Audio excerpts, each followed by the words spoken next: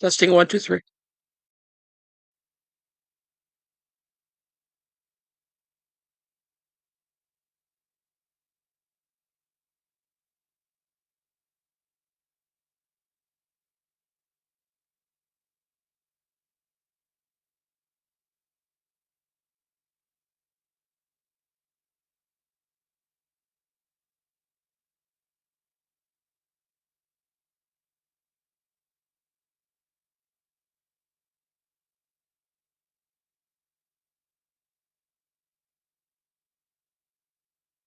Okay, see if we can do this. All right. Welcome to the prep work for the actual office hours, which occurs at 6 p.m. every Wednesday. It does not replace weekly marks, although we're doing a lot of marks. And weekly marks may return, probably will, because it's wintertime is coming. And people will have nothing better to do but to do marks on the weekends. So it's probably what we're going to try and do if it doesn't interfere with other matters. So we're looking at Fujio Mizuoka's Subsumption of Space, a theory of Marxist geography. We actually did look at um, we looked at some geometry and some other matters for chapter 2. So now we're on chapter 3. And yes, we're going to try and get to the end of this, only because I think that at this particular moment in history, particularly since it's a very new book, that we might see where things are as close as we are. And of course, noting that Lefebvre was very popular a while back, for particularly those who are, well, not particularly those, from a post-structural way. Lefebvre was very interesting for many people because he tried to articulate in a materialist way issues of space, which is on the one hand really attractive to things in geography. On the other hand, Marxist questions come up, and they are become problematized as we begin to work out all of our ideological differences with things like regional science, or my own peculiar interest in geospatial information science, and trying to get all these things to work together. And you'll see some of that in my fiddling around here as I make sort of annotated kind of remarks. This contradictory character of space, Lefebvre pointed out, can be put into a dialectical order following Marx's concept of the formal and real subsumption, formal subsumption and real subsumption, as he put forward in the last chapter. This dialectic proceeds in 2 phases. The formal subsumption of space, that is, here, as society deepens its relation with physical space, an increasingly hostile and contradictory relation develops between them. The real, number 2, that was number 1. Number 2, the real subsumption of space, and of course I didn't share this properly, so now we'll get to look at this. Damn it. So, formal and real subsumption of space.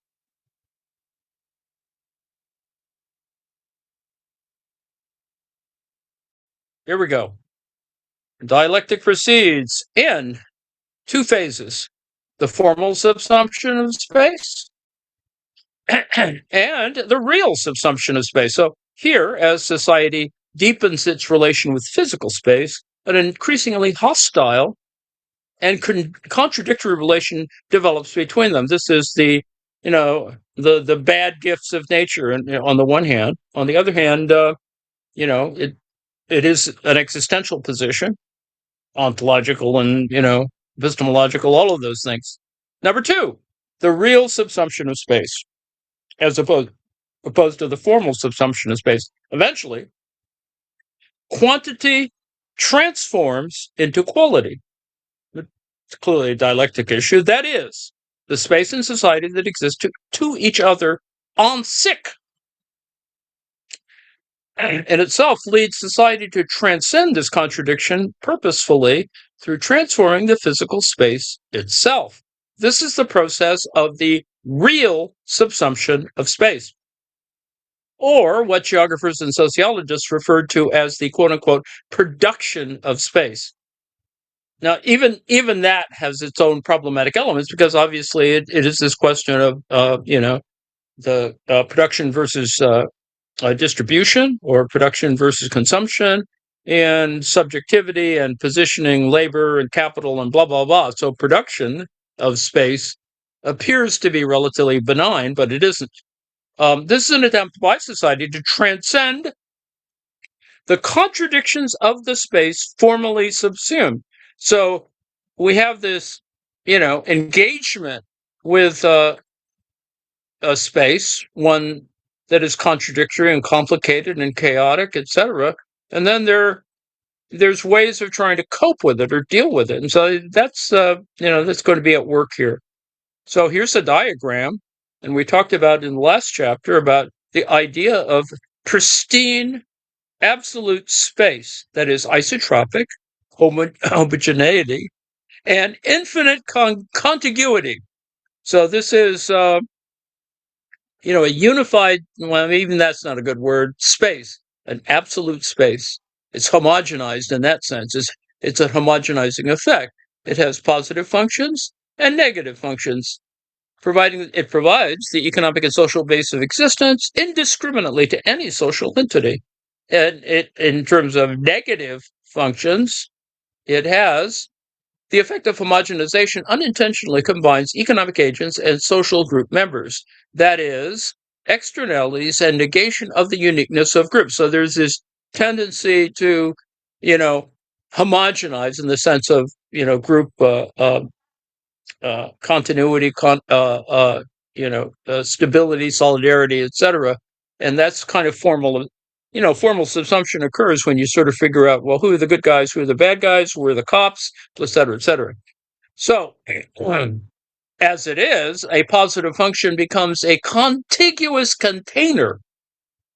This is a Kantian issue that will come back to us, but, this container notion also becomes an interesting problem. Is it a container, or is it something, is it a collector, which it wouldn't be necessarily the same thing, that confines things and actions? So, you might think of a container as, an open-topped box. That's one way of thinking about a container, but maybe a container has all the sides covered. Maybe not. Or what are the walls, composed of, et cetera, et cetera. So, negative functions, the need to negate homogenization. That is, this idea of boxes, produces detached territories and ensures the independence and uniqueness of state power, market entities, social groups, etc. So you see, obviously, there is collection and then there's separation. So the difference between formal subsumption is this sort of desire to bring things to in a kind of totality, and even that's a problematic term. And there's reality itself, the actual action we take in the world that has both positive and negative implications. So in that one diagram, I think you can see things want to come together from a cultural point of view, I suppose, from a human point of view. On the other hand, some people resist that. Some people even have ideological predispositions to, sort of the libertarian world is the one that does not assume that there's a social contract, that it got torn up somehow. Anyway.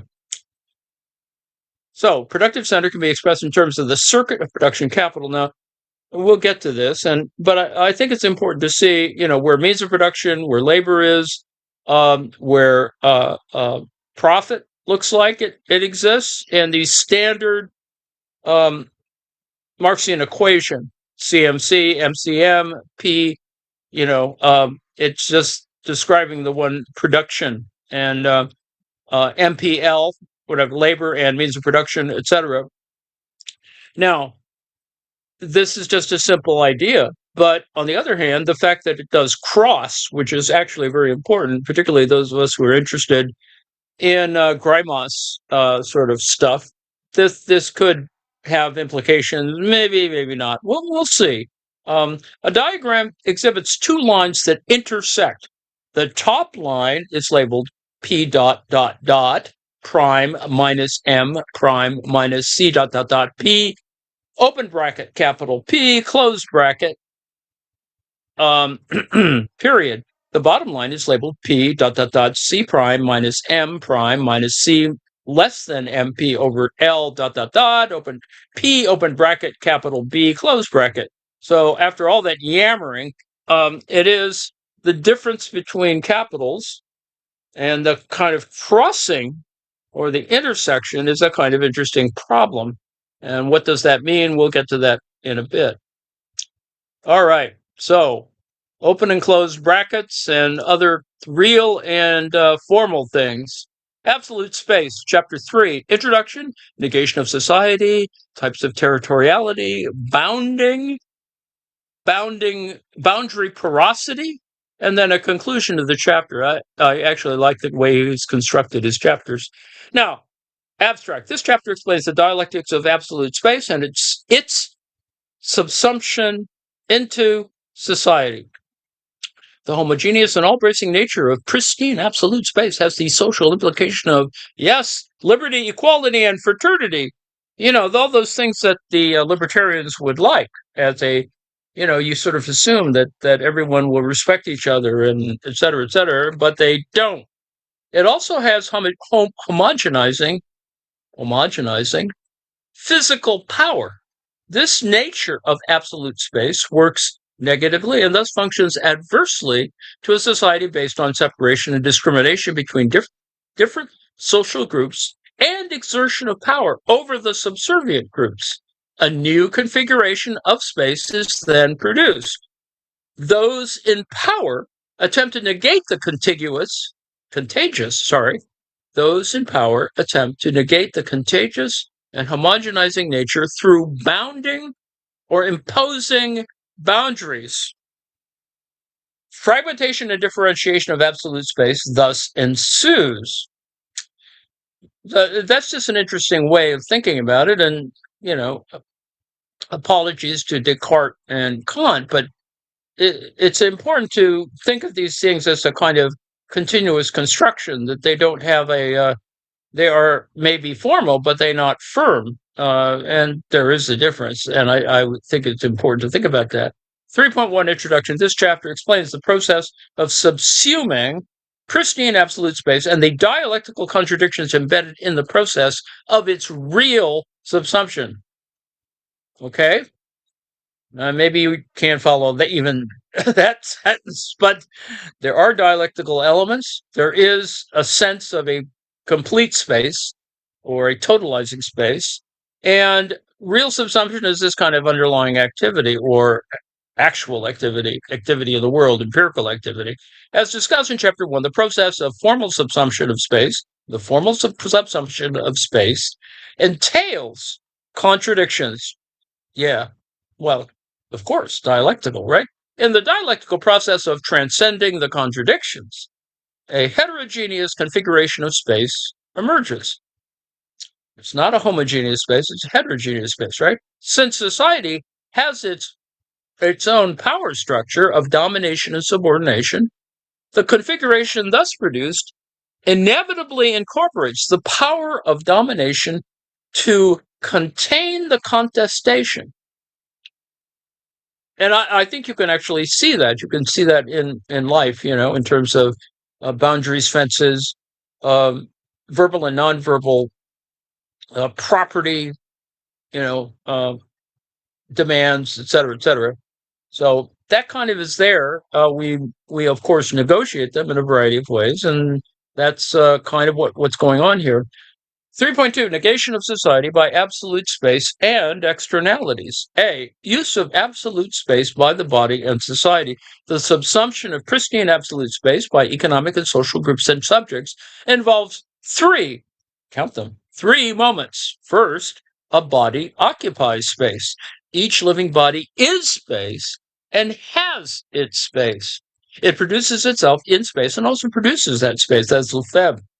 The physical dimension of a body immediately determines the extent of absolute space occupied, and the occupation must be exclusive. Second, the development of bodily energy generates the action of the body with its spatial scope and necessitates the extension of the area in which the energy is exercised and the extension of space occupied.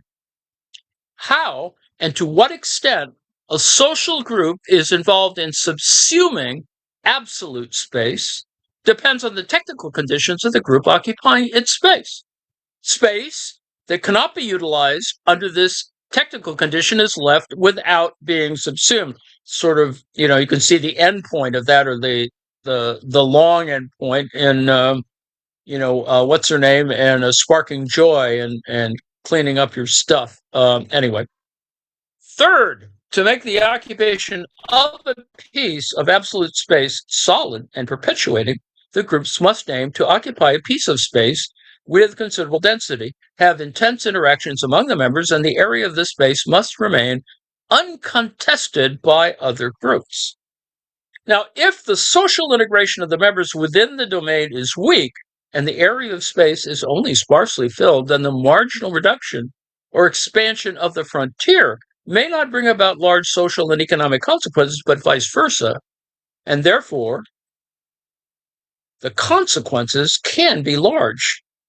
B, social properties of pristine absolute space. Now, pristine space is initially an empty space, a space that is primordial, a container ready to receive fragmentary contents, a neutral medium into which disjointed things, peoples, and habits might be introduced. This is Lefebvre. The contagious property of absolute space is neutral to society, accepting any substances and any acts. Equally, without discrimination, the pristine absolute space of these properties provides a container that supports the existence of economic bodies, groups, and the market mechanisms themselves. So you can begin to see what this is. The isotropic property of absolute space allows any subject in absolute space to move in any direction. Together with the isotropic and contiguous properties, absolute space provides a physical relation that makes everything enclosed therein homogeneous. All subjects and people placed in absolute space move toward homogenization. The properties of pristine absolute space generate unlimited connectivity, which offers a physical potential to strengthen the dominating class, yet also to empower the subordinated people. This is, the fantasy. This is a tech bro fantasy for islands off Honduras, for example. The connectivity and concomitant homogenization and contagious space would eventually create convergence and equilibrium among the members, agencies, or economic variables across space. Now, together they have implications for society, especially around the concepts of Gesamteigentum, Gesamteigentum, and the significance of commons to society. So there's this sense of the whole, as it were. Indeed, in a positive sense, the expanse of absolute space is a basic existence condition for all economic and social groups. It universally encloses all objects and provides a physical foundation for all objects, subjects, and social relationships. It provides human subjects and groups with a container for any phenomena. Container for any phenomena.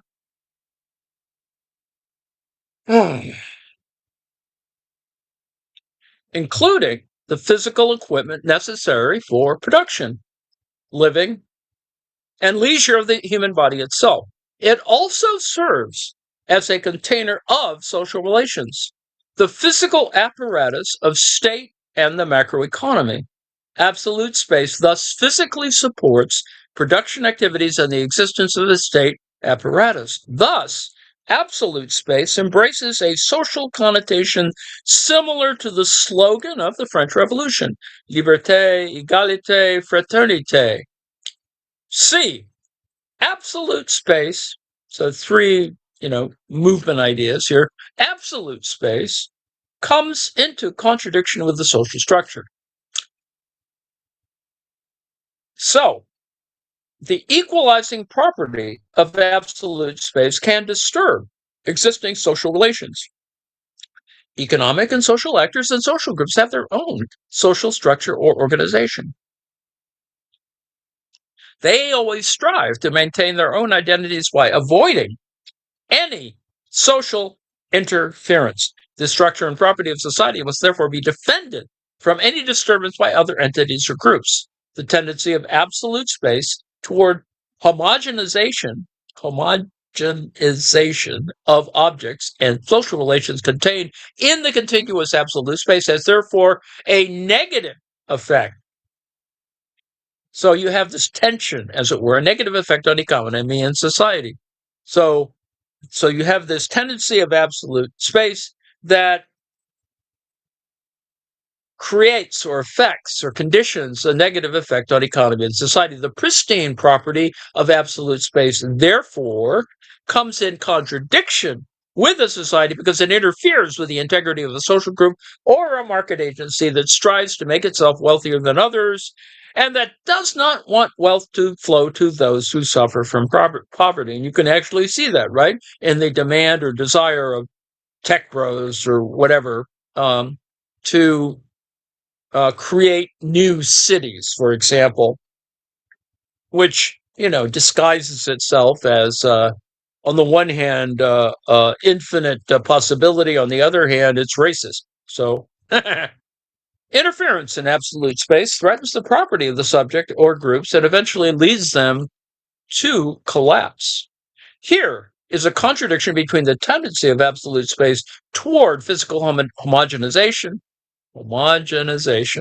and the intention of the social subjects, that is, classes and groups, which want to maintain property, power, and integrity.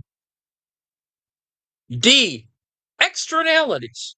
Absolute space destroys the market. Now you can see sort of that at work, right? I mean, you can sort of think about that in terms of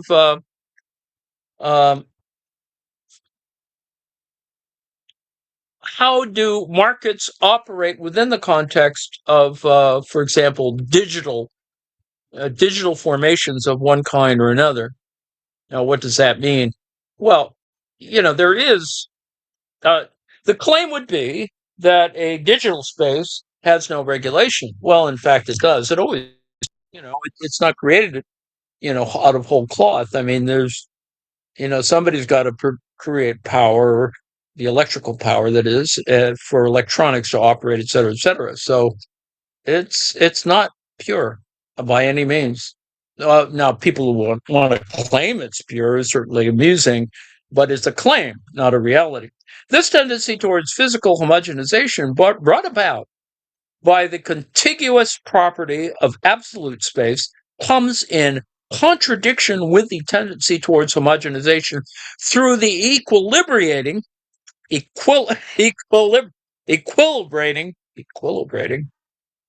process of the market economy.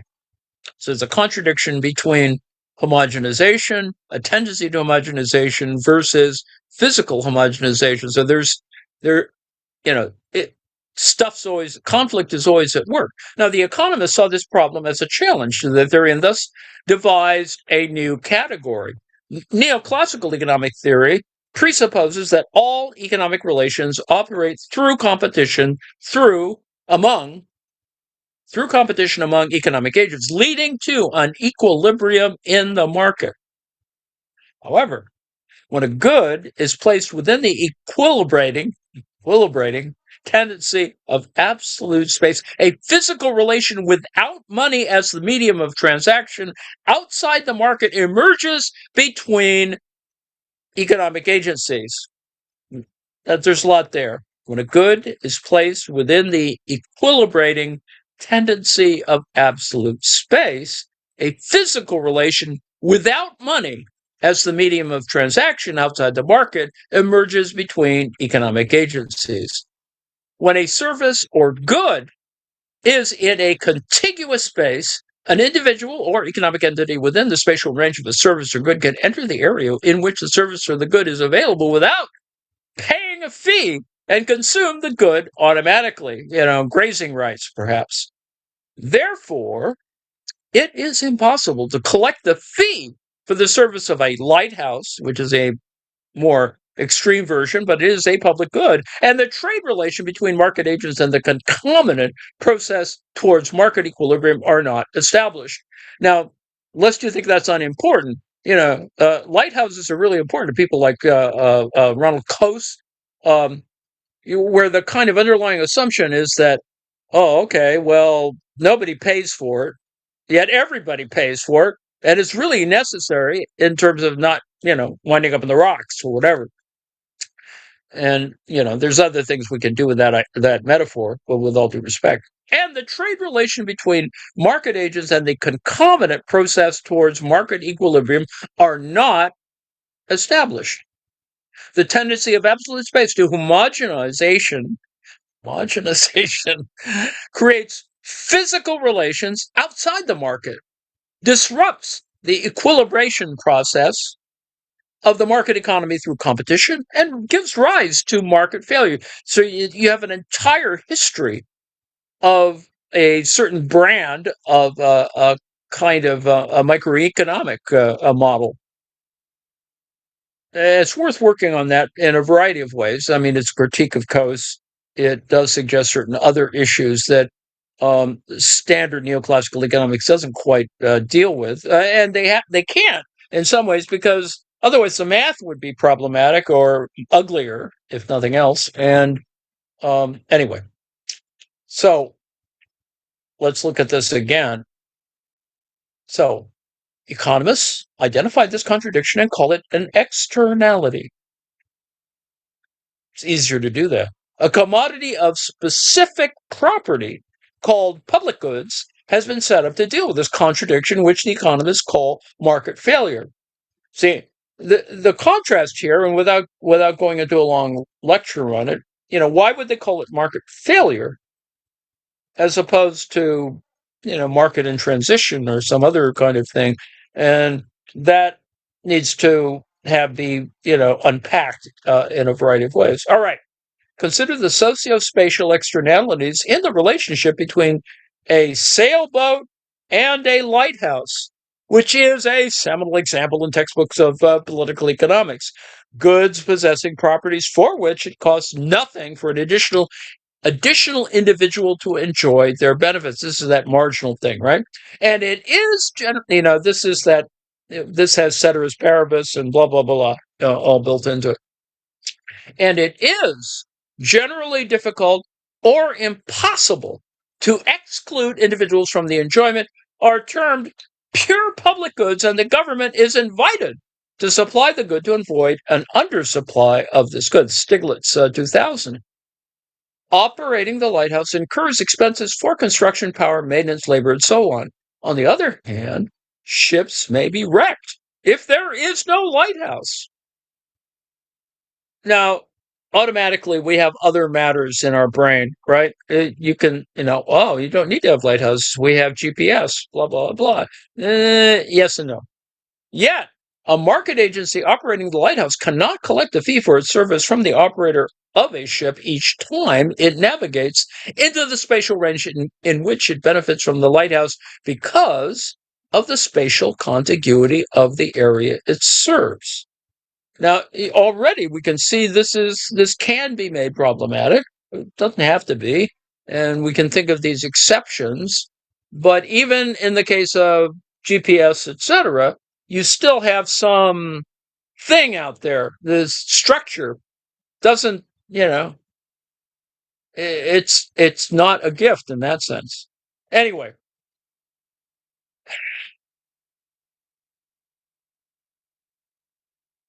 here one can discern the problem that the physical action of homogenization in absolute space is not compatible with the action of equilibration or homogenization through the market competition. So physical action of homogenization in absolute space not compatible with this idea of market competition that can equilibrate or homogenize. So you have all this sort of stuff going on, but it's not compatible with the physicality of it, right? So already we see the difference that we saw expressed between real and formal. All right. The market mechanism would collapse in other cases too. In market competition, it's the level of price, which determines which goods are supplied to the market or not. Here involves the degree of invisibility that James Buchanan addressed. Degree of indivisibility is, an interesting problem, but well, anyway, that's for another time. The supply of a good implies that each good is physically divisible, such as a car or music CD. If goods are physically indivisible, i.e., digital music data transmitted through the internet, Spotify, etc., then those who do not pay the price cannot be excluded from its use without, for example, restrictions through, EULA, right? User authorization with a password. For the internet in general, there's no mechanism for price determination through competition for each piece of information. No, there isn't, but we can think of exceptions.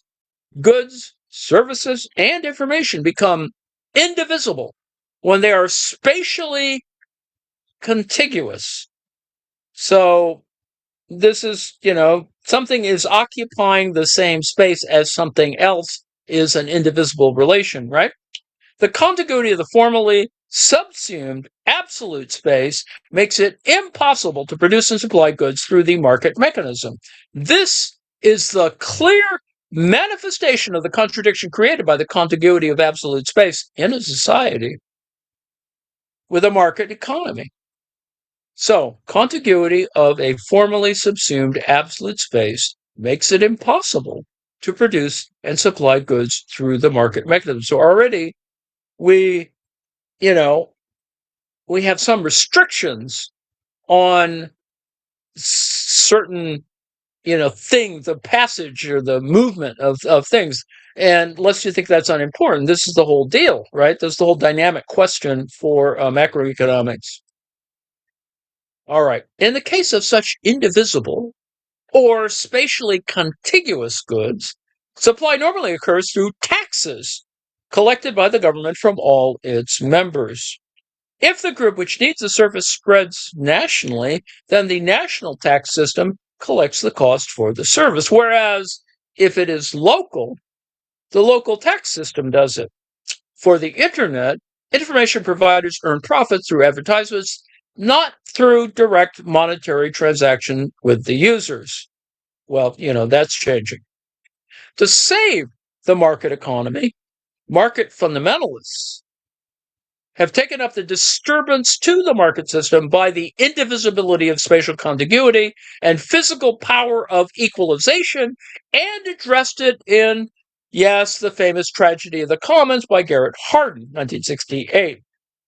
Now, the problem of the commons can be solved unless public goods are created only by denying the existence of contiguous space called the commons, and by dividing it into closed individual slots. See, there's already a set of constraints and assumptions built into Garrett Hardin's model, if you want to call it a model, and it is in favor of a certain ideological position on, and ultimately is racist, but that's a whole other set of ideas, on the constraints.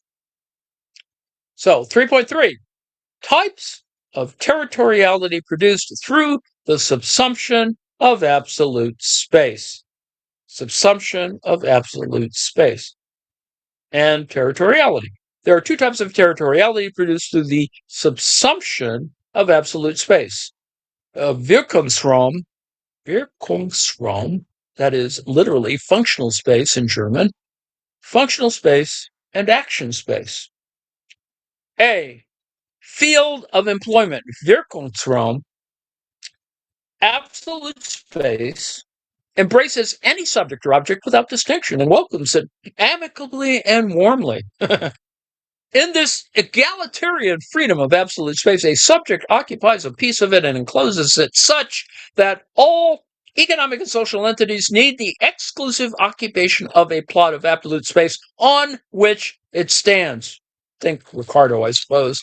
This type of bounded space can be called, after Marx, the field of employment, that is, functional space. The field of employment derives from Marx's passage of Capital, quote, "The earth itself is a universal instrument, for it provides the worker with the ground beneath his feet and a field of employment, locus standi Wirkungsraum, for its own particular process." So the connotation of the term field of employment could be expanded to a generic concept referring to a part of the Earth's surface or exclusively bounded space in general. Now, the most fundamental reason for the necessity of Wirkungsraum lies in the sheer size of the human body. This is a phenomenological question here, right? The human body, which shoulders economic and social activities, has a certain spatial dimension. Now, if humans were as small as ants, then their homes and land would be just like a child's toy. Correspondingly, the Earth would seem kind of bigger, much larger to the ant-sized human. A family needs minimal living space, as quantified in terms of modular units and speed of access, likewise minimal facilities and a programmed environment. This is Lefebvre. This space must be occupied only by family members, either nuclear or extended, because a family is the fundamental social group generated out of the biological process, and kinship ties require strong privacy. The family needs their field of employment too. Now, let me break here for a second. And yeah, sure. And you can think about this in parallel ways, right? In the Western culture, the emergence of houses or living spaces as relatively autonomous. There's a moment when people want their own beds as opposed to all sleeping together because it's a lot warmer that way. But it's pretty clear there is a movement towards that at some moment for all the usual reasons. For work, an employee needs at least one exclusive desk space to work efficiently in an office. Space for installing machinery and equipment is necessary to carry out a production process. In agriculture, arable land on which to grow crops must be exclusively occupied. For outdoor recreational activities, skiing and golf need to occupy the space for ski runs or fairways. The examples given above intend to illustrate how space is occupied with exclusivity. In all the above illustrations, once a subject occupies a plot of space having a certain area, another subject can no longer occupy that same plot. The expansion of space required for space allocation is called the area demand of economic and social activities, Flockenspruch in German social geography. Meyer. The need for Wirkungsraum also applies to the state power. According to George Jelinek, a German political science and jurist, 1905, the three fundamental elements of a state are state territory, state power, and the people. A state can exercise its power only when it secures its space or field of employment of it. Additionally, space is an essential condition for social relations. In a market economy, for an economic agent to acquire the title of Wirkungsraum, the agent must bid for the right by bidding rent by money and pushing aside other entities. So your agent must bid for the right by bidding rent by bidding rent by money and pushing aside other entities. Here, the title to the Wirkungsraum is determined by the power of money. Given the cost to occupy space, the right to the working space becomes a necessary evil for the economy and society in a market economy. B, action space. Now, the second of these types is Aktionsraum, or action space, right? So Wirkungsraum and Aktionsraum. This term originates in German social geography. A spatial process may actually be carried out such that different social groups use the same spatial domain at different times, which therefore does not necessitate the standing occupation of a piece of space. We go to the gym or whatever. Some are durable, yet others are transient. For example, moving cars occupy a road space where many drivers and passengers coexist while moving in the same direction. This is action space. There's little exclusivity in action space, since a car constantly on the move occupies road space only momentarily without occupying a piece of space constantly. Now you can see how problematic that would be in a roadways that also produce power or whatever, connectivity. So anyway, since a car constantly on the move occupies road space only momentarily without occupying a piece of space constantly. Within the extent of the area, space for passage function, that is streets, highways, railway tracks, or airports, must be secured and stably occupied. But the subjects who pass through the space are constantly changing. The space for traffic and communication, which is not occupied continuously by a specific subject, is called right of way. Space as right of way. Different agents or activities can share the right of way, and more than one action space can overlap another one or one another. However, the action space presupposes the right of way available to the general public, or space not occupied exclusively by a particular group or individual. Action space in itself does not have a fixed boundary, but its limit is delineated solely by a physical constant, the distance decay effect. As Robert Sachs' work. Therefore, Sachs excludes action space from his definition of territory by stating that it is simply descriptions of the geographic extent of activities in space. Therefore, action space involves no political power that delimits the extent of the territory. The limit of action space is delineated not by the dominating power, but simply by physical distance, distance decay, right? Which is a property of pristine relative space before subsumption. For example, commuting area, a space where workers move between places of working and living, has a roughly circular shape with a radius of about 50 kilometers from the metropolitan center. Action space created by the repeated mobility of agencies, activities, or phenomena radiating from the core across the absolute expanse of space towards the periphery is typically nodal, N-O-D-A-L, nodal in its configuration, as in the case of commuting or the emitting of pollutants. And that's actually an interesting comparison relative to notions of, as it were, congestion. But anyway, that's another story. Physical distance, the property of pristine relative space and spontaneous mobility, play crucial roles in the production of territory. Action space occurs for a much larger number of causes: selling labor power every day to the job location, commuting to schools, migration either permanently or temporarily, commodity trade, including contraband, activities of multinational corporations engaged in production or finance, military deployment, tourist activities, and the area within which families are customarily related by marriage. That's a very feudal thing, right?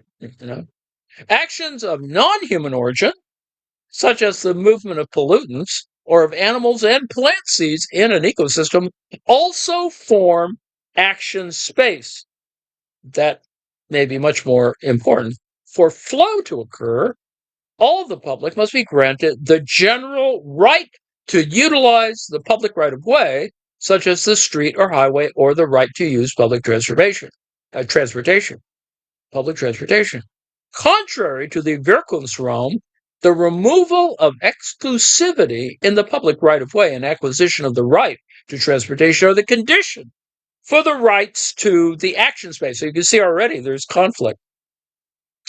Physical distance spontaneously generates a distance decay effect of the actions in which the intensity of social or market interruption in the social space diminishes in inverse proportion to the square of distance. So just, talking about physical science, right? Space for the actions and economic activities, socioeconomic activities of humans and movements across the expanse of absolute space manifests a propensity towards spatial equilibrium and egalitarianism to seek an opportunity for higher wages or profits. Fluff there. The movements of the body or physical substances in each action space have a unique spatial range depending on the nature of the substance it trips. As assumed in central place theory, this Crystal or whatever, central place theory, where the spatial ranges of goods are determined by the order of goods, with higher order goods commanding wider action space than lower order goods. Now, the physical extent of a range is rather flexible and can change for various reasons. You even want to argue there are a lot of problems to the notion of a central place there, even though, yes, you can apply it. I think it perhaps oversimplifying. The physical extent of a range is rather flexible and can change for various reasons, including improvements in the means of transportation, growth or decline of the local economy, fluctuation of land prices in the city center, and changes in the perception of the physical distance among the agents concerned. Now, the range of action space is subject to the distance decay effect, discussed in more detail in the next chapter, chapter 4, as well as the physical and economic capacity of each actor or social group to overcome the distance in relative space. Now, the higher this capability, the greater the potential for expanding its action space towards the frontier. Now, if it is low, then the distance decay effect attribute of relative space hinders the spread of the frontier. The strength of the distance decay effect, and hence the extent of action space, depends on the disposable resources of the subject or group occupying the territory and the labor or disposable income that can be allocated to overcome the distance. The range, therefore, inevitably becomes specific to income levels of these social groups. Other kinds of spaces possess a similar property to this action space, right? Herding nomads share grazing space where many herders and livestock freely go in and out. This type of land occupation is called Gesamteigen. Gesamteigentum. In this type of space, the space takes on the property similar to action space. Additionally, in course law, the right of innocent passage, in which a ship can pass a foreign territorial sea peacefully so as not to harm the coastal state, is recognized, as is the case of action space in marine transportation. Some people have a right to, move someplace without having their ship blown out from under them. C, action space in the market and abstract space. Money and goods flow across space, and there's no need to continuously occupy that space. So the space of circulation in a market economy also constitutes an action space. A market area is a typical action space in which money is a measure of commodity value and a means of trading goods. Money, as the means of payment, this is Capital Volume 1, is abstracted from any concrete commodity and enables goods to flow freely in the action space of the market. It makes commodity circulation universal by separating it from specific time and space, and transforms action space into abstract space. Money as the means of trading goods. Money as the means of trading goods makes barter unnecessary. The owner of a commodity need not find a person nearby who owns another commodity that he or she wants for an exchange. In an abstract space, concrete labor, such as clothing production and steel production, invested by respective economic entities, are all abstracted away with a universal price, quote unquote, which is impersonated through embodied human labor. It's a lot there. All the concrete attributes of production evaporate. All the concrete attributes of production evaporate. The position of production is one such attribute that is to disappear. In this way, the action space of the market, consisting of the networks of innumerable flows of commodity transactions, stands before us as an abstract space or absolute space without the properties of location, individuality, and concreteness of economic entities. So you can already see, let me break here for a second, you can already see this kind of tension among sort of categorical things, and that they are, in fact, very quite unevenly layered up over each or into or within each other. The ideology of the market economy, which supports abstract space, is homologous to the ideology of the French Revolution, which supported the freedom and right of businesses of le tiers état, consisting of merchants and handicraftsmen. Le tiers état. This freedom in the market is manifested in the market competition equilibrium using dollar bills as balance. Thus, the nature of pristine absolute space is homologous to that of the abstract space of the market. So, pristine absolute space, homologous to abstract space of a market, which has the universality of abstract human labor. So, note, of course, without all the usual arm waving, etc., and speaking of congealment, blah blah blah, we can talk about these all at the level of a kind of abstraction. However, the problem is that in abstract space, money mediates the process towards equilibrium. The more money as economic entity possesses, the more balance sheets, which represent monetary power, it can cast. Therefore, individual market entities need to have money to exercise power to win in the battle for equilibrium. Thus, the action space of the abstract market is dominated by those who have enough money to apply impersonal coercion to those who do not. In this respect, abstract space contains the power relation. Thus, abstract space is clearly different from pristine absolute space. So already we have this, multiple spaces, right? There is difference somewhere amongst this. Abstract space, which neoliberalists praise, is the conqueror of globalism, as Richard O'Brien in 1992 calls it, the end of geography. Oh, to end geography and to further strengthen abstract space, the World Trade Organization, WTO, and the International Monetary Fund eliminated tariff barriers. Now, note, that's kind of where we are right now, where some idiots are trying to reinstitute tariff barriers, and it is just simply a fool's errand. And in fact, it is designed, of course, partially because of ignorance, but also because it creates kind of, some material profit of some kind. It allows for palpable exploitation, dominance, etc. Ensured the right of goods and money to flow through the world unconstrained by instituting high porosity borders without controls, and encourage the world as a whole to function more fully in the quote-unquote invisible hand of markets.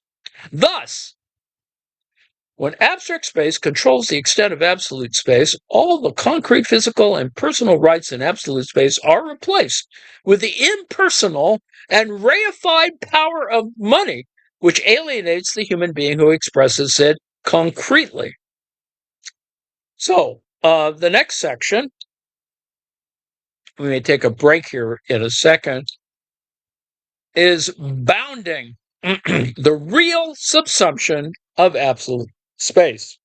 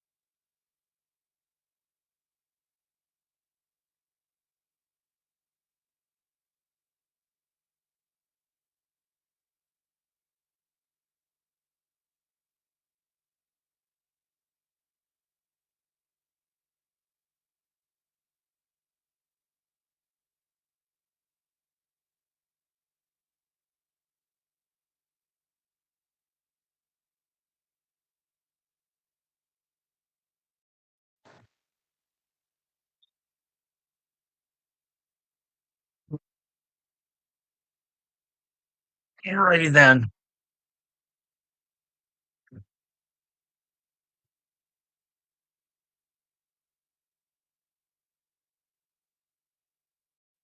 All right, we're back. 3.4, bounding the real subsumption of absolute space. Absolute space has the property of being an infinitely continuous, homogeneous, and isotropic expanse. It also has the potential to equalize the phenomena contained within it. Once subsumed formally into society, absolute space functions both positively and negatively in relation to it. However, if this egalitarian ideal is detrimental to the power that dominates absolute space, then territorial circumscription is required to establish power effectively and more efficiently. A body itself cannot exist, and a social group, which is a collection of human bodies, cannot exist without appropriating Wirkungsraum exclusively. If the action space is not at disposal, then the spatial circulation of commodities will not occur, and people cannot obtain their goods and services to meet necessities. In this sense, the exclusiveness and occupancy and utilization of space constitutes the fundamental rights for the subject and groups to exist. The exclusiveness in occupancy and utilization of space constitutes the fundamental rights for the subject and groups to exist, survive, and take social action. Bounding is thus called for. A. The principle of occupation of terra nullius. When a person or group continuously and spontaneously occupies a specific space for an extended period, a customary right to the space arises for the occupant, as long as absolutely no one contests it. The rub. A typical example is the principle of occupation of terra nullius in international law. In the colonial era, this concept was used to legitimize the acquisition of colonies by European powers, which did not recognize the right of indigenous people to their land. Gee. Even if the space was occupied by indigenous peoples, Europeans occupied and colonized the territory and resorted to ethnic cleansing to extinguish the indigenous peoples. Gee, where did that happen? Or would rule them as oppressed peoples, except in cases where the space was truly landless. The principle of terra nullius does exist in daily scenes as well. For example, a passenger who sits on a train seat in a non-reserved carriage has a moral right to remain seated until he or she leaves the seat spontaneously. If all the seats are full, then a passenger cannot have a seat and must stand. Let me break here for a second and indulge a personal reflection. There used to be this person of color, who used to sit in the middle portion of a 3-person bench seat in mass transit vehicle. It wasn't arrayed against a wall or anything. It was simply, there were tiers of, there's a whole line of 3-person seats that would line the vehicle.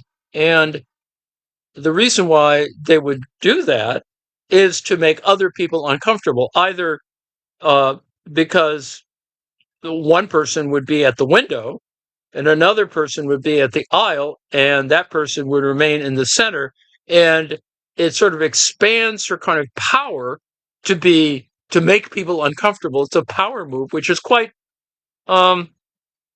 pathetic on the one hand. On the other hand, whatever floats your boat. All right, anyway, this principle of terra nullius does exist in daily scenes as well. For example, a passenger who sits on a train seat in a non-reserved carriage has a moral right to remain seated until she leaves the seat spontaneously. If the seats are full, then a passenger cannot have a seat and must stand. That kind of is there, except that there are exceptions to that, right? The seats for the handicapped or disabled that have a kind of moral suasion built into their occupancy. If you're sitting in that seat, which is usually closer to the driver, etc., you may just simply take the seat because you're a terrible person or you're tired, or, so that it implies an entire historical thing for all the other usual issues of difference.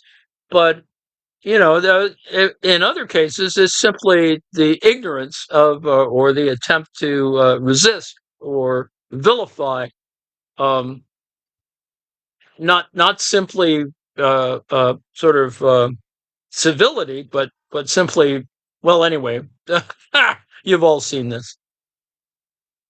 So a state could claim sovereignty over unclaimed land that did not belong to any other imperialist power, so long as the people of the particular state were long engaged in economic activities and had particular effective control over the land. Again, provided that there was no contestation from other parties or from conquering the indigenous people.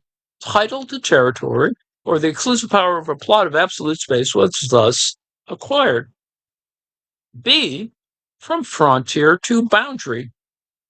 Lattice Christoph summarized the socio-spatial process that would take place with two powers intending to occupy the same place as the process of the transformation of frontier to boundary. According to Christoph, frontier is not a legal concept, but rather a manifestation of the spontaneous tendency for growth of the ecumene, that is, the habitable zone, or the margin of the inhabited world. In short, it is the frontier where the spatial actions of economic and social processes advance into the pristine space of wilderness. Unless you're, the kind of idiots who would take over a wildlife reserve in eastern Oregon, I suppose. Anyway, on the other hand, boundary is the concept appropriate to the present-day state, defined as a certain well-established limits or bounds of a given political unit, and all that which is within the boundary is bound together, which is a suitable concept for the coexistence of a contemporary state as a sovereign spatial unit.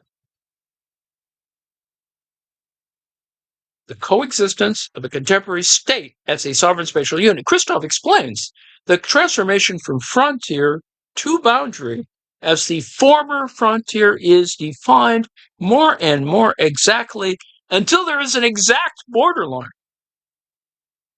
Now, the most fundamental process in forming the frontier is the direct and spontaneous expansion of the social economic subject or social group which occupies Wirkungsraum. The frontier is not so much a clear line, but a zone of transition where the intensity of socio-economic action is weakening. Beyond that, the space is left pristine. Therefore, in an expanding frontier, there is no conflict with other neighboring subjects or groups. Real subsumption requires only the labor involved to make the wild, pristine space habitable as socioeconomic space. The position of the frontier is directly regulated through the spontaneous action of the society and economy of the social group. The frontier expands and contracts arbitrarily, corresponding to the spatial expanse of action, and has the possibility of changing its position and form. The development of society generally augments the intensity and density of space utilization as to the three moments described earlier in the chapter and expands its frontier. As is typically seen in the development from a hunting and gathering economy to agriculture and concomitant population growth and the more variegated desire of the people, the density and intensity in use of space increase.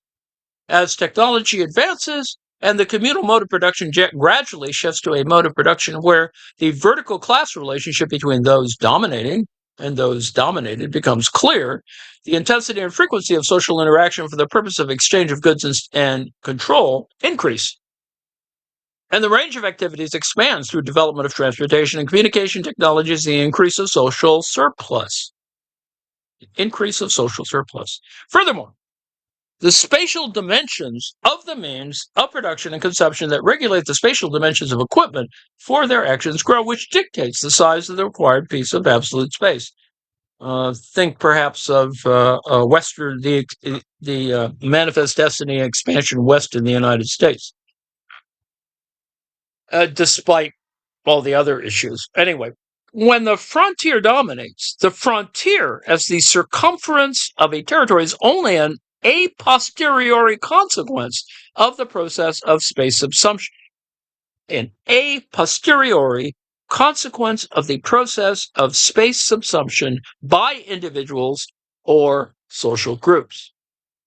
As social and economic processes that create frontiers change, the alignment of frontiers expands accordingly. Eventually, two neighboring frontiers may come to overlap. Here arises the need for the real subsumption of absolute space. Let me break here for a second, and yes, and it is also about law as well. But anyway, back to the text. For a piece of absolute space to be consolidated for exclusive occupation of a group circumscribed by a frontier in pristine absolute space, the group must aim for social and spatial integration and close interactions that are self-contained from others and have a large number of members with a high population density in the piece of absolute space to occupy. Unless the social interaction within the domain is weak and land use in the area is extensive, the marginal reduction of the frontier can bring about large social and economic consequences. In this case, the propensity of agents and groups to maintain and even expand the frontier increases. The development of society and its economy generally works in the direction of expanding the consolidated area and concomitantly pushing the frontier outward. Technological development for the use of space, intensifying social and economic interactions for market transactions and political domination, increasing population and accumulating social surplus, all contribute to the denser use of space. This progress is generally seen in the development from a hunting and gathering society to agriculture and concomitant population growth. Now, through this process, multiple social groups try to share the same spatial position. Now, what lies beyond its frontier is no longer pristine space, but the strange, the foreign, the hostile, Lefebvre. That is, these groups which are already exclusively occupied in other pieces of space. The economic and social processes that create the edge of the exclusively occupied areas now emerge accordingly. C. Bounding and production of territory. Through this process, a situation occurs in which the frontier of a piece of space is no longer pristine space, but abuts other social space already exclusively used by other social economic power or social groups. When two neighboring frontiers overlap, the exclusivity and heterogeneity of the neighboring areas provide exogenous spatial constraints on socioeconomic processes. If each subject or social group involved in the contact of two overlapping frontiers happens to share the same idea as to the delineation of the space of their functioning, a boundary is peacefully established according to their common idea. However, such a situation rarely occurs spontaneously. And if they do not share the same spatial idea, either friendly or hostile social interaction arises between the social groups that occupy the two abutting areas. The frontiers can be adjusted in one of the following three ways. The first is to attempt the hierarchical overlapping of the two pieces of absolute space at the same points to create a polymerized socio-social relationship through warring conquest and concomitant domination so that the areas that touch each other are brought into the layers of vertical scales at the same points. This socio-spatial process polymerizes into a multi-layered spatial scale through hierarchical articulation of social groups. In this case, the frontier of the superior power is extended into the previously separate piece of space that the now subordinated power occupied exclusively, Ukraine, Russia. The social group occupying a piece of space is conquered, and its power and freedom are restricted by the dominant power that expands its own frontier. The dominant group develops into the superior power that subordinates the group with less power in the same piece of space. creating the layers of the bounded space at which a dominant-subordinate relationship develops. If a group with stronger power can push its frontier in this way, the formerly independent area will become subordinate, turning into a so-called periphery of the core dominant area. Russia, Ukraine. Whether or not such articulation of social attributes actually occurs depends on the relative strength of power of the two groups and the intensity of warfare between them. In short, the contradiction created by the constraints of spatial resources are transcended through the transformation of social relationships. In this case, it is important for the dominant power to keep the subordinate group dependent through various means of political suppression to avoid insurgencies. Yes, take away the Ukrainian language. This is exactly what happened during the era of imperialism, as the distinct characteristic of this period of imperialism is the final division of the earth. Final in the sense that the colonial policy of the capitalist countries has completed the partition of the unoccupied land on our planet. There can only be a redivision, that is, a transfer from one possessor to another. Lenin, right? Second, if neither group in the abutting areas does not use the space so intensely, or if the group is not well integrated, then the frontier may be polymerized such that the same piece of space, is jointly occupied, even if the two social groups are not explicitly articulated. Third, however, if the integrity of the group with intense interaction, exclusivity in a piece of space is to be retained, and the transformation of society into that of dominant and dominated is to be avoided, the frontiers cannot extend into the other. Instead, a direct collision of the frontiers will ensue. Social interaction then becomes necessary to determine a fixed spatial boundary which divides the two adjacent pieces of absolute space under the mutual agreement of both parties. This social interaction may involve an adversarial war, followed by a peace treaty, which includes clauses of boundary delineation. The frontier, which had been the outer limit of the action of the social group occupying the area, now disappears and transforms into a boundary, that is, a fixed line in space. Kind of like, Volgograd and Kharkiv, perhaps, maybe.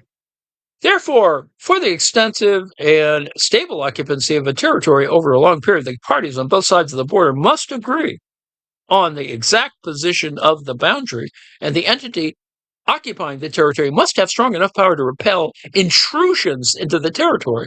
The military power of defense is an example, and its international legal backing offers the right of individual self-defense, which is legitimized by the United Nations Charter. In other cases, the residents themselves prevent others from intruding into their own residential areas by force. Once a boundary is established, it turns to a spatially reified power and an instrument of domination and control. See Israel. If people are free to move across absolute space, society may collapse, if only because the subordinated will leave society spatially to gain access to fresh ground elsewhere and obtain the status of independent and liberated persons. Heaven forfend.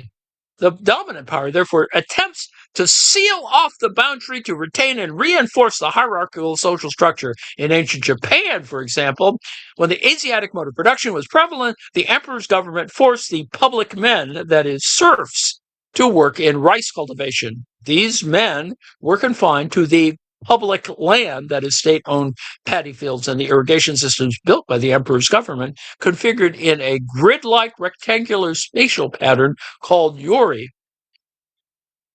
The serfs, not satisfied with their labor and life conditions, acted on their own to escape the public land or the territory under the domination of the emperor and moved to other territories, specifically the private estates of large temples.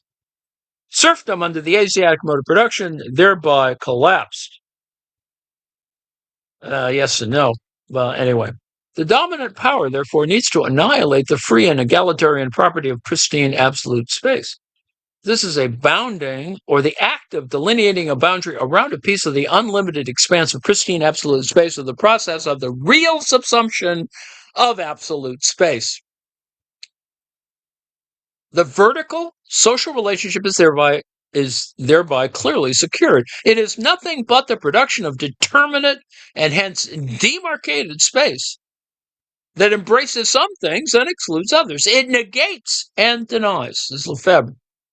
Through bounding, the dominant power is now able to exercise exclusive power over a piece of absolute space. By setting up artificial boundaries across pristine space, the dominant power obtains a spatially exclusive container, that is, territory. The delimitation becomes a territory only when its boundaries are used to effect behavior by controlling access.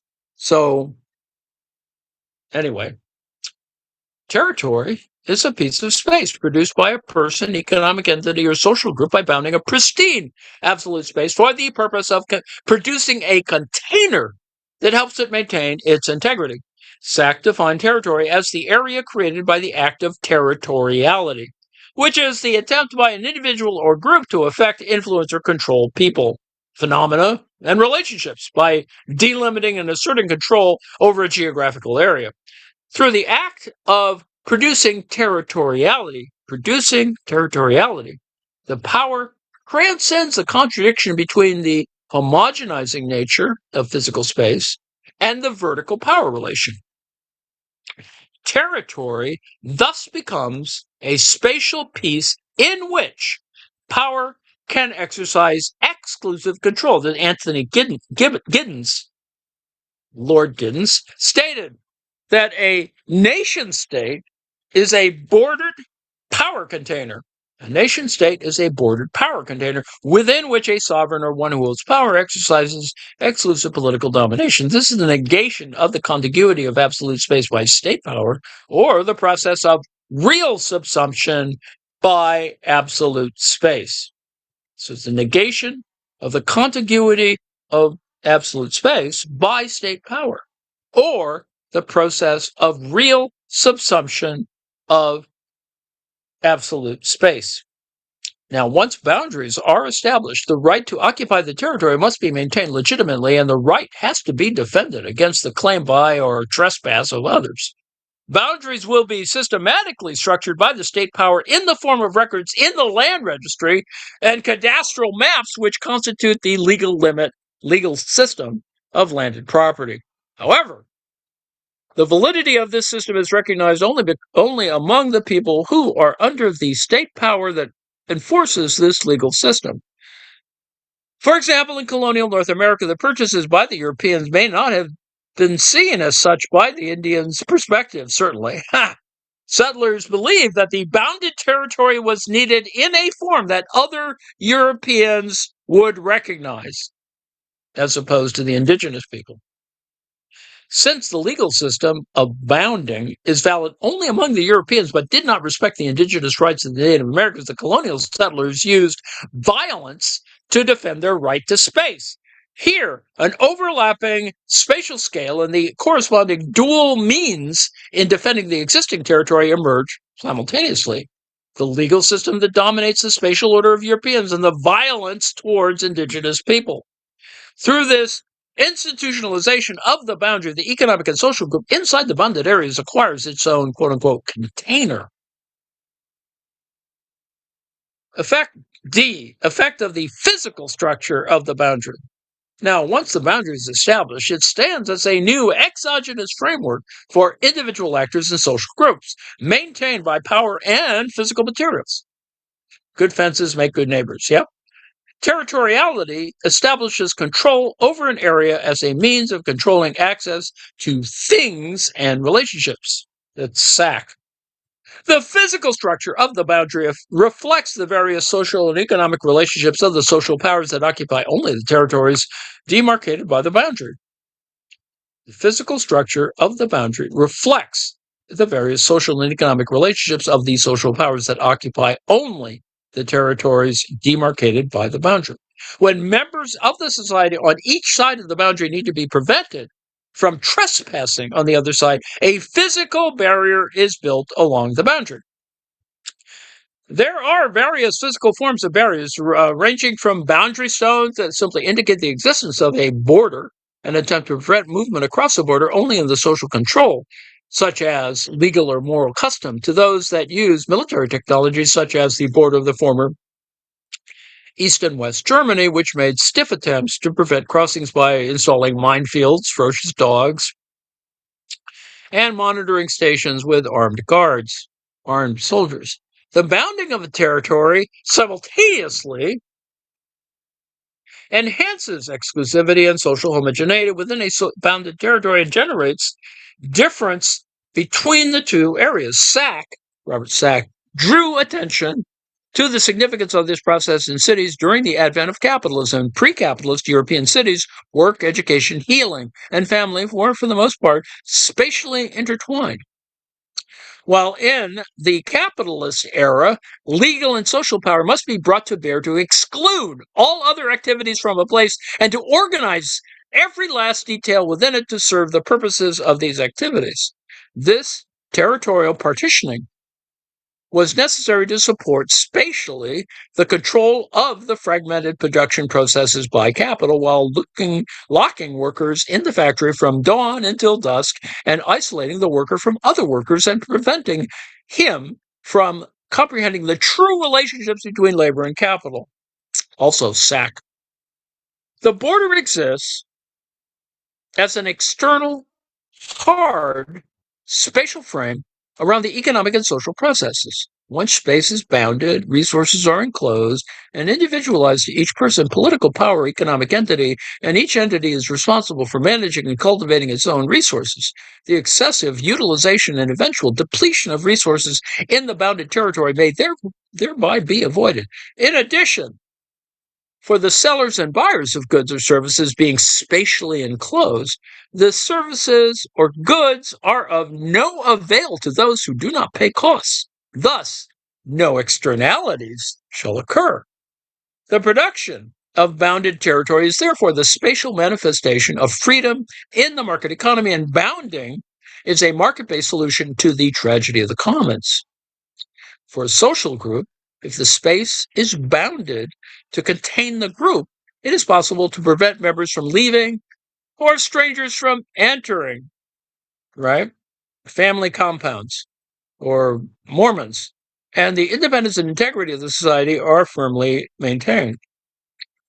In this way, parcels of space with finite extent are cut from the infinite extent of absolute space, and the parcel is used as a container to ensure the independence of a market subject or social group. Hence, each parcel of space comes to bear a specific economic and social connotation compared with others in each territory. Territory comes to take on the property and meaning of the entity or group contained in the territory.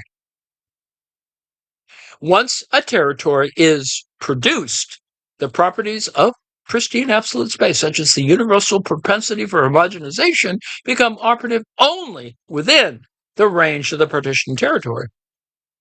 The social groups and economic agents on both sides of a boundary can keep the integrity of the social groups or economic agents by producing territories and confining group members or economic elements within these territories. If a territory is created to contain the market entity, then the economic entity can physically secure independence and minimize the impact of externalities. Within a territory, there is strong tendency of homogenization in contrast to other territories, and economic relations and social power can play with less interference from others.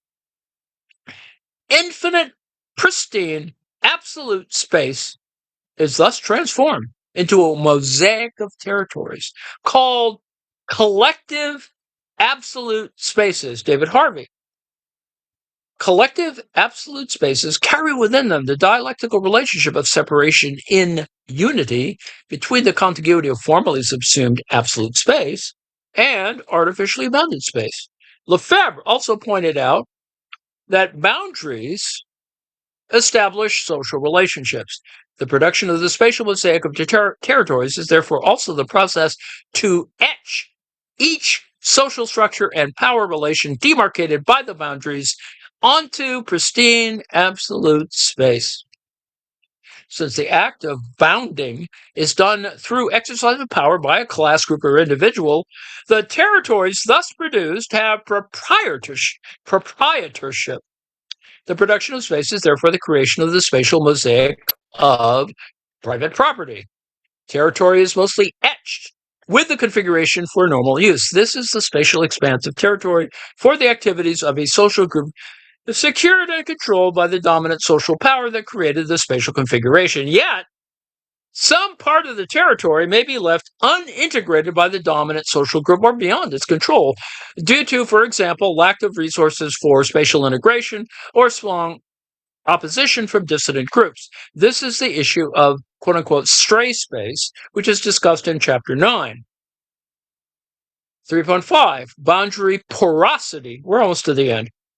A, the porosity and creation of spatial scales. The social groups and subjects contained in a territory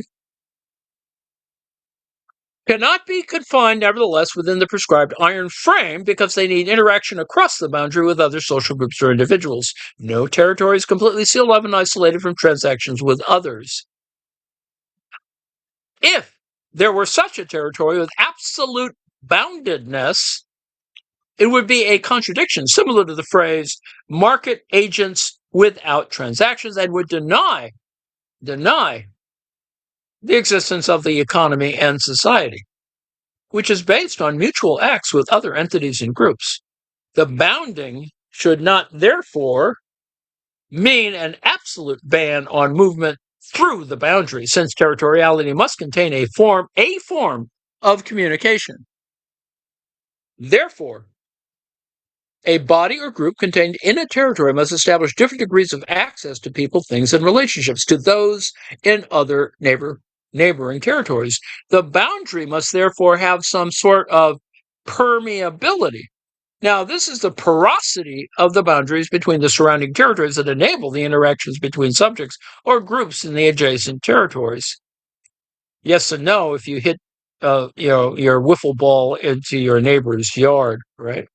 There is a strong correlation between the interrelationship of the occupants of adjacent territories and the porosity of boundaries. In some cases, they come to peaceful agreement in a treaty to amicably control the porosity together.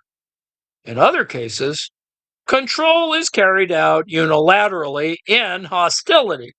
The latter especially applies to high-income states in which state power fends off the flow of labor migration generated spontaneously through economic incentives to seek to maximize its income, i.e. the southern border of the United States. The porosity of boundaries can be manipulated. The power to manipulate porosity rests in those dominating the territory, which is normally the state apparatus. For example, to engage in foreign diplomacy, international trade, deployment of foreign laborers, and global tourism, a state must allow some degree of porosity of the boundary under its control. The porosity is thus selective and manipulated. The state power allows anyone beneficial for sustaining and dominating and promoting the domination to pass through the boundary, but denies anyone else who is considered detrimental to itself. Right?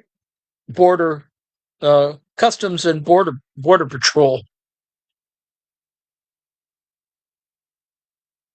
To control porosity, the state power enacts various immigration and trade legislation and establishes immigration and customs and passport control posts on the border so that the persons or goods which the dominant power considers undesirable are denied entry or departure. In short, control of the porosity of a boundary is a spatial way for the state to exercise its power over the people. In the medieval period, the spatial movement of people is checked by the state with checkpoints. It's Monty Python. The checkpoints on major highways. In contemporary society, the borders of states are manipulated by the issuance, thou shalt not pass. In contemporary society, the borders of states are manipulated by the issuance of employment visas to create an optimal labor market within the macroeconomy of a nation. Unskilled workers are selectively allowed into the macroeconomy to supplement a labor shortage, while more skilled workers and managerial people can move across the global space. This control of porosity creates different extents of action space to different people, depending on the skill levels and social groups to which they belong, as under the new International Division of Labor. That's Chapter 8. The actions endorsed by the inherent freedom and equality embedded in pristine absolute spaces are thereby negated by the dominant state power and transformed into a multi-layered spatial configuration. Back to this later. Porosity can also be physical, unrelated, and not controlled by the political power. Sometimes the boundaries can be physically overcome, independent of the will of the state power. Boundaries drawn on a map do not automatically guarantee the independence of the entity contained within them. Due to the physical openness that results from the boundary not sufficiently rigidly constructed as a physical barrier, the autogenous porosity of the boundary occurs through spontaneous action of the people wading over the Rio Grande River. The continuity beyond the boundary is thereby created spontaneously. In all, porosity creates a contiguous space of action on a higher spatial scale than the existing territory. The contiguity created at a higher order spatial scale thus annihilates, or at least abates, the fragmentation that has existed in the collective absolute spaces at a lower spatial scale. Then privileged people can act freely over the contiguity of this higher order spatial scale, and there emerges a clearly layered vertical configuration of space. It's the difference between having a real ID, going to the airport, flying somewhere, and not being able to fly anywhere. This type of multi-layered scale serves the will to dominate and rule of a specific political or economic power. By adjusting porosity and controlling the expanse of the territory artificially, the dominant power creates the spatial configuration most ideal to it. B. Weaker bounding, trespassing across borders, and emergence of a higher order scale. When the power controlling the porosity that allows crossing of the boundaries is weak for some reason, trespassing actions across boundaries will become ubiquitous. And the physical barrier of boundaries may weaken, resulting in the production of a more significant higher spatial scale, especially when the boundary is not constructed as a physical obstacle to movement. It is impossible to contain the movements of anything across the boundary physically, despite, putting up fences and shooting people, etc. A physically porous boundary may rekindle the tendency of contiguity. The tendency of contiguity, and the egalitarian attribute of absolute space beyond the constraints of bounded spaces, similar to, speaking Spanish on both sides of the border. It may eventually lead to the collapse of the power structure that bounded absolute space. If the social entity at one side of the border does not recognize the existence of the boundary and attempts to alter the delineation of the boundary by force, it invades the territory and endangers the integrity of the economic and social organization. If the entities occupying the territories are too weak to defend the boundary, then the present configuration of the territories must be defended and legitimatized through an umbrella power at higher spatial scale, which comprehensively keeps the whole configuration of space as it is, with the judicial system set by the state power. The registry, that is an institution of state power, officially records the exclusive possession of territory using real estate registries and cadastral maps. A person who trespasses across a porous border without authorization of the umbrella power will be subject to criminal charges and arrest and prosecution by this umbrella power. In terms of international relations, the concept of collective security in which an invader is subjected to military sanctions by a coalition of nations falls under this category. Not operating too well in Ukraine. In these cases, the need to maintain a particular organization of collective absolute space at a certain scale creates new instances at a higher spatial scale, such as the UN Security Council, NATO, or other forms of international military coalitions. A nation that severely infringes and attempts to distort this system of collective absolute spaces composed of national territories is bound to be sanctioned by these new instances. A typical case in point is Russia invading and attempting to wrest away a part of the territory of Ukraine. In sum, the inviolability, the inviolability, the inviolability of a territory and the integrity of the entities within them are first ensured by an agreement on the boundaries between the agents occupying adjacent territories or by their own force. Secondly, if this is not sufficient, the power at higher spatial scale controls the entire configuration of the territory or the collective absolute spaces overall. If neither is sufficient, then the occupancy of the territory will always be subject to challenge from others and threats of physical aggression, and market entities or social groups will not be able to reproduce economic or social stability. Conclusion 3.6, right? When absolute space is subsumed to society formally, absolute space with the pristine property of homogeneous and isotropic contiguity and expanse comes in contradiction on sick with the society in which division is structurally installed. To transcend this contradiction, the state or economic power must produce a new spatial element, a boundary or special division. By providing a boundary, the homogeneity of pristine absolute space is negated to the shape of the divided society in the market economy. This is the process of producing territory or the real subsumption of absolute space. Absolute space now takes the four-sixth form. So we move from as it is to, for itself. The boundary circumscribing the territory contains in itself a contradiction. It has to negate penetration while also allowing it, since the society contained within the territory must interact with other societies outside the territory. The boundary must therefore be porous. Those in subservient positions can, of course, take advantage of this porosity to evade the grip of the state power, if only it contains the socio-spatial struggle and retains the class society. The dominant power that contains the territory must keep a tight grip on the boundary's porosity.